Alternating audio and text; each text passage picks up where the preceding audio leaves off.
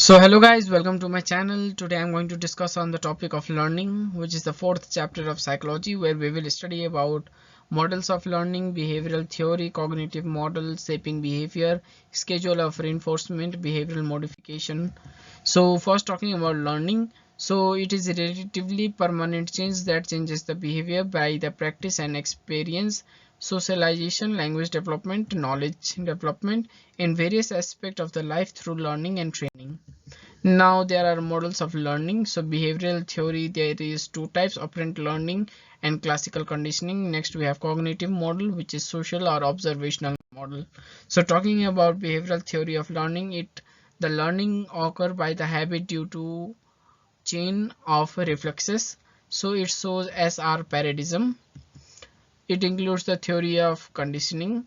The conditioning is the process by which behavior of organism is dependent on environment stimulus.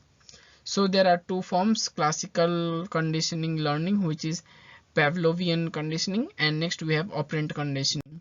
So talking about classical conditioning or Pavlovian conditioning, the process of learning in which the response produced to the artificial or conditioned stimulus, it is presenting with the natural and unconditioned stimulus simultaneously. So over here we can see unconditioned stimulus is naturally produced response, for example food. Next we have unconditioned response towards, it is unlearned response to unlearned stimulus, which is salivation to the food when we see food. Next we have conditioned stimulus, which is the stimulus paired with unconditioned stimulus, for example ringing bell when there is a food. And then we come towards conditioned response, which is the learned response to conditioned stimulus such as salivation to bell. Now it is helpful in bed waiting problems, avoiding alcohol, and extinguishing the phobias of an individual. So paradigm of classical conditioning is that when there is a bell ring, there is no response. Food is brought and there is salivation as unstructured response towards it. Now when bell and food are brought together, there is salivation. Now the next time when there is a bell ring, it results to conditioned response to salivation. Now we have operant conditioning, or known as instrumental conditioning. So the organism is reinforced for voluntarily emitting a response. It is learning process where response is frequent by reinforcement. The B.F. Skinner developed instrumental conditioning. So he emphasized that behavior operates upon the environment to generate consequences. Food, water, escape, freedom, rewards are the consequences of it. For example, the Skinner box and bar pressing experiment. There is a rat in a Skinner box where the animal presses the lever and the food pellet delivered from the feeder. The food pellet delivered from the feeder is contingent on the response of pressing the lever. So contingently, the delivering food pellets reinforce the lever pressing response. Now operant conditioning, the initiating the stimulus S1 is unknown, as the response is not occurred naturally. It attempts made for existence of stimulus. Next we have response operated on environment stimulus produce the reward and reinforcement as S2. The cat presses the bar and unaware of internal initial stimulus receives the stimulus, where the cycle of pressing bar and receiving the reward is repeated. So S1 responses to S2. Now when food and water is deprived to the rat, it learns response in a Skinner box, where it usually begins with bar pressing and it continues. Now we have differences between the classical and operant conditioning. So talking first about the classical conditioning, the response produces by the stimulus. Salivation is produced by the bell and the food. The subject behavior cannot produce any consequences.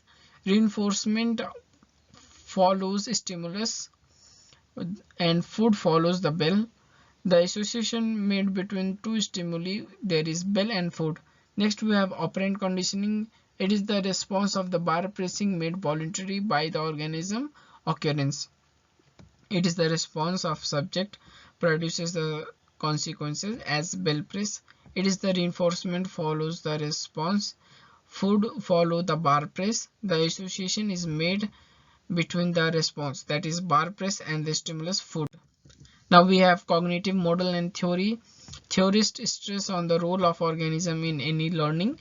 They argue that learning process to continue intelligence, understanding, cognitive structure all have their importance. It stresses on the role of the brain process in learning. It includes insight learning, which involves perceptual reorganization.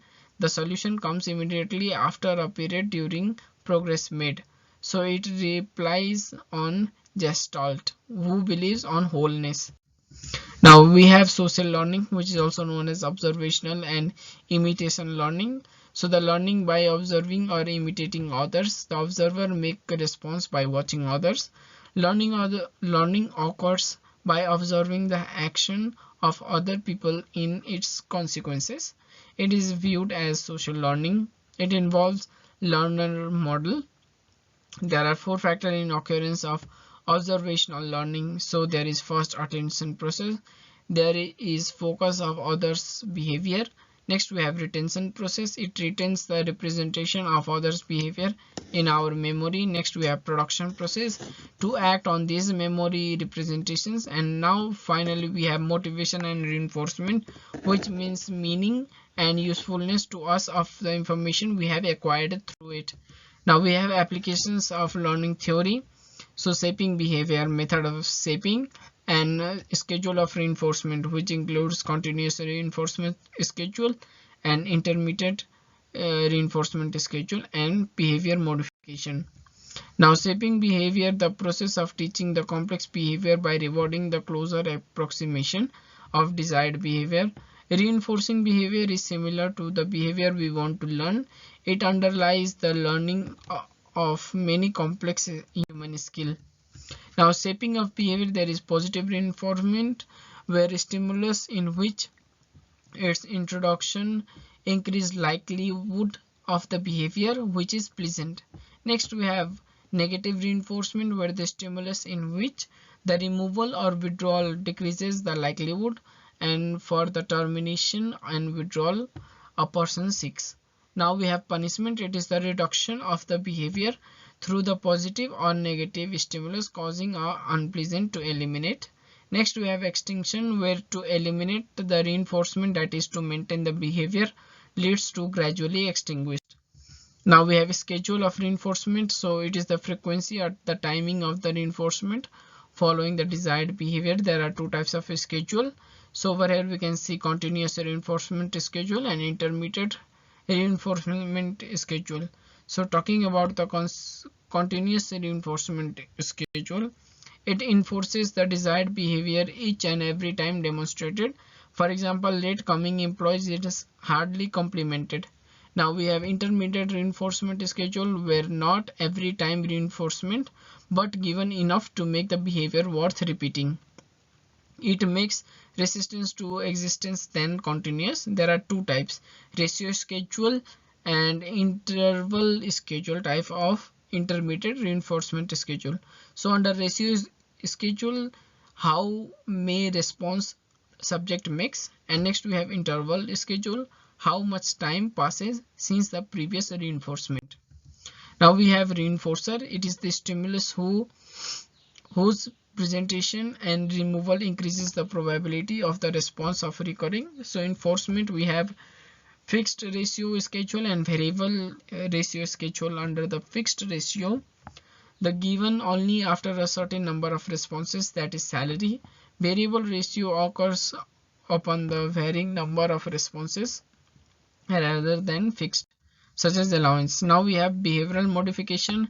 So employee behavior can be modified. It is brought up by 5 problem solving models, where it is identifying the critical problem, developing the baseline data, identifying the behavioral consequences, developing and implementing the intervention strategy, evaluating the performance improvement. Now we have identifying the critical problems, to identify the critical behavior that makes significant impact on employees' performance, Developing baseline data, it is finding out the number of times the identified behavior occurs. Next, we have identifying behavioral consequences, where to identify the behavioral consequences of the performance. Analysis is done to find why, what factor, what are the consequences of the behavior. Now we have developing and implementing the intervention strategy after the functional analysis, then to strengthen desirable performance and behavior and weaken the undesirable performance behavior. The strategy requires changes in existing performance behavior like rewards, job performance, and new technology. Goal is to make high level of performance as rewarding. And next we have evaluating the performance improvement, where we evaluate the improvement in the performance. It tells us if there is any improvement in the job. So thank you, that's the end of the chapter. So make sure you like, comment, and subscribe. You guys are amazing. Keep reading.